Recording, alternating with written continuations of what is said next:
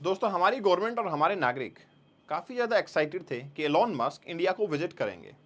और हमारी गवर्नमेंट ने काफ़ी ज़्यादा वादे भी किए थे कि शायद इंडिया एक इलेक्ट्रिक व्हीकल्स के लिए हब बनने वाला है।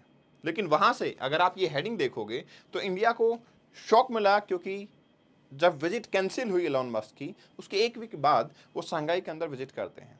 अब सवाल सीधा है, और सवाल ये है कि why China is more important for Tesla than India.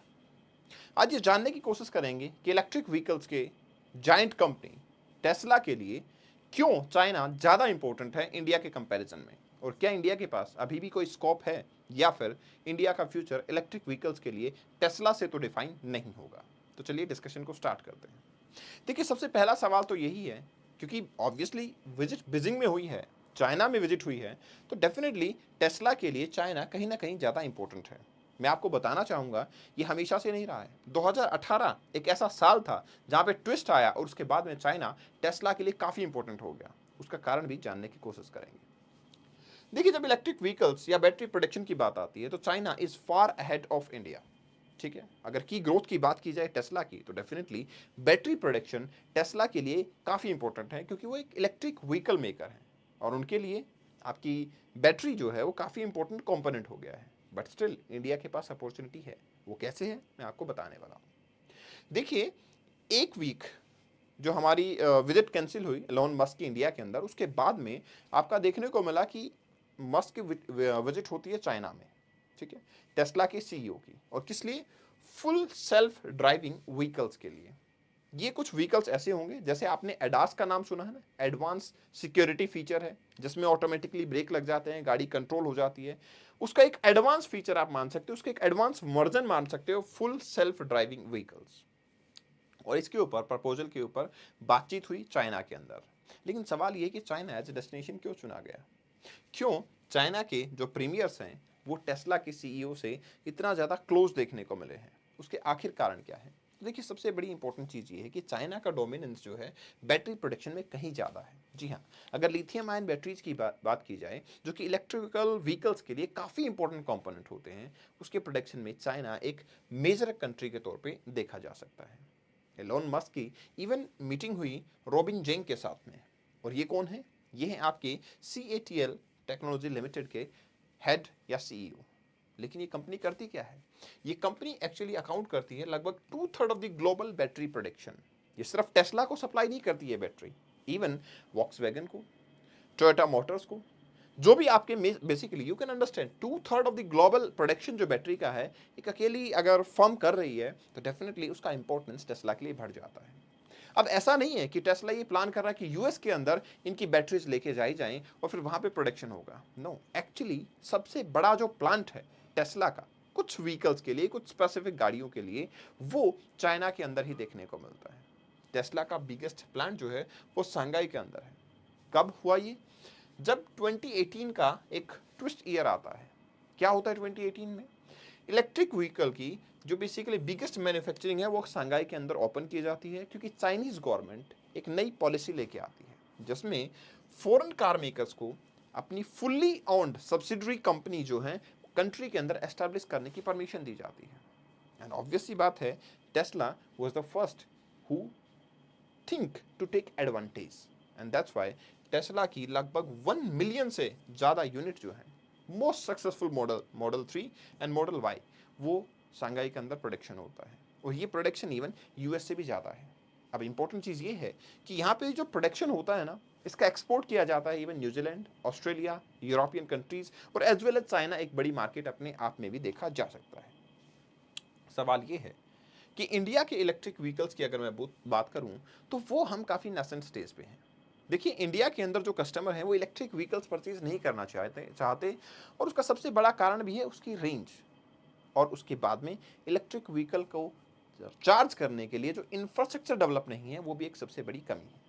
But हाँ, जो ग्लोबल शिफ्ट देखने को मिल रहा है इंटरनल कंबशन इंजन से इलेक्ट्रिक व्हीकल्स के ऊपर, ये एक मैसिव अपॉर्चुनिटी थ्रो आउट करता है इवन टुवर्ड्स इंडिया। इसलिए ग्लोबल सप्लाई चेन के अंदर इलेक्ट्रिक व्हीकल्स की इंपॉर्टेंस लगातार बढ़ती जा रही है। इंडिया हिस्टोरिकली जो है इलेक्ट्रिक बैटरीज के लिए इंपोर्ट पे डिपेंडेंट रहा है, और करंटली इलेक्ट्रिक व्हीकल जो है उसके फ्रेगमेंट्स जो पार्ट्स हैं बेसिकली वो इंडिया में आते हैं और थोड़ा बहुत असेंबल होते हैं। मतलब अभी भी इंडिया की जो इलेक्ट्रिक व्हीकल जो इंडस्ट्री है वो काफ़ी नासेंट स्टेज पे है, काफ़ी एक इनिशियल स्टेज के ऊपर है। नीति आयोग की अगर हम माने तो बिगेस्ट जो आपकी डिमांड है लिथियम आयन बैटरीज की वो आती है आपके कंज्यूमर गुड्स जैसे electronics such as laptop, mobile phone, tablet से। इवन आज के टाइम पे अगर बात की जाती है तो लिथियम आयन बैटरीज की इलेक्ट्रिक व्हीकल सेल जो है वो सिर्फ और सिर्फ 1 गीगावाट आवर की है। उसके अपोजिट अगर आप कंज्यूमर इलेक्ट्रॉनिक्स जैसे कि मोबाइल फोन, लैपटॉप इनको कंपैरिजन करोगे दैट इज 4.5 गीगावाट आवर। मतलब यहाँ पे डिमांड अभी भी ज़्यादा है। इंडिया के अंदर इलेक्ट्रिक व्हीकल्स की डिमांड एज सच उस बूस्ट पे अभी नहीं है। इंपॉर्टेंट ये है क्योंकि हम लिथियम आयन बैटरीज के लिए लिथियम को इंपोर्ट करने पे भी ज़्यादा डिपेंडेंट है। अब क्योंकि आने वाले टाइम पे बूम तो देखने को मिलेगा। गवर्नमेंट ऑफ इंडिया की एक स्कीम है प्रोडक्शन लिंक्ड इंसेंटिव स्कीम, जिसके अंदर की आपके advance chemistry cell battery storage को पुश किया जा रहा है। ये कैसी बैटरीज हैं? जो लिथियम आयन बैटरीज होती है ना उनसे कहीं ज़्यादा सेफ और कहीं ज़्यादा ड्यूरेबल बैटरीज होंगी ये। तो नीति आयोग का कहना यह है कि इंडिया वेल पोजिशनड है ग्लोबल मार्केट के अंदर एसीसी जो क्रूशियल कंपोनेंट है लिथियम आयन बैटरीज का उसको कैप्चर करने के लिए। बाय 2030 ग्लोबल मार्केट का लगभग हम 13% कैप्चर कर सकते हैं। ये इंडिया की कैपेबिलिटी है। अब सवाल ये है कि इसके लिए हमारे पास पॉलिसी क्या है। तो देखिए इंपॉर्टेंट है कि पहले टेस्ला के बारे में थोड़ा सा अंडरस्टैंड कर लें, शंघाई वाली यूनिट के बारे में अंडरस्टैंड करें। तो यू नो वेरी वेल कि 2018 के अंदर चाइना ने पॉलिसी बनाई और चाइना ने ये बोला कि भाई इलेक्ट्रिक व्हीकल्स अलाउड हैं प्रोडक्शन करना, बाहर से कोई कंपनी आके सब्सिडरी कंपनी प्रोडक्शन कर सकती है। यहाँ इंपॉर्टेंट ये हो जाता है 2018 में NITI Aayog national institute for transforming India जो कि इंडिया के लिए पॉलिसी मेकिंग का काम करता है, उनके सीईओ अमिताभ कांत के ऊपर प्रेशर आया कि भाई इलेक्ट्रिक व्हीकल्स के लिए हमारी क्या पॉलिसी है। और उनका कहना था कि देखिए पॉलिसी और रूल्स एंड रेगुलेशंस के अंदर इस टाइप की चीज़ों को बांध देना, नई टेक्नोलॉजी को बांधना कहीं ना कहीं उनको पीछे रखना है, इसलिए कोई रेगुलेशंस नहीं आए। लेकिन 2018-19 की अगर मैं बात करूं तो सेंटर ने क्या किया, CKD completely knock down, import के ऊपर इंपोर्ट ड्यूटी बढ़ा दी। अब ये सीकेडी होता क्या है?